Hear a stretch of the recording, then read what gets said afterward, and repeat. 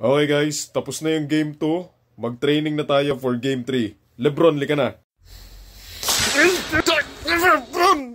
Putik kang kalbo ka. Kalbo ka din Nakita lamang natin sa second half eh. Anong klaseng coach ka? Lebron, tama na yan. Bawi na lang tayo sa game 3. Isa ka pa! Lebron! Lagi na lang pag playoffs eh, no? Lagi kang sa gilid ng ring tumitira. 23 points ako, 23 points ako. Tignan mo po. O Bron, wala ako dyan ha. Ako, 32-11 ako. Isa ka pa rin eh. Bron! 6'10 ka. 6'10. Jamal Murray, 6'4. 6'10 and 6'4. Hindi mo pa nabola. Tumalon ka naman kahit konti. Pistiyawa ka. Sorry na Bron. Baka mapilay ako eh. Natakot lang talaga ako. 38 na ako. 38. Ako Bron, libre ako kanina Bron. Dapat sa akin mo nalang pinasa eh. Ano sabi mo, Chimura? Ha?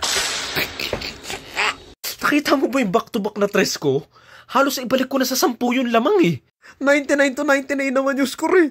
Dapat kasi nag-dos ka na lang eh. Libre? Pang-highlights yun. Kung may bumantay nun, pasok yun. Kaso wala eh. Bron, wag kang mag-alala. Ako nang bahala sa game 3. Huh? Andito ka ba bala? Ha? Bron, itlog na nga yung in-score mo. Magsasalita ka pa. Para saan pang sinayin ka namin ha? Pasok na nga si Bronny! Bronny, lika na!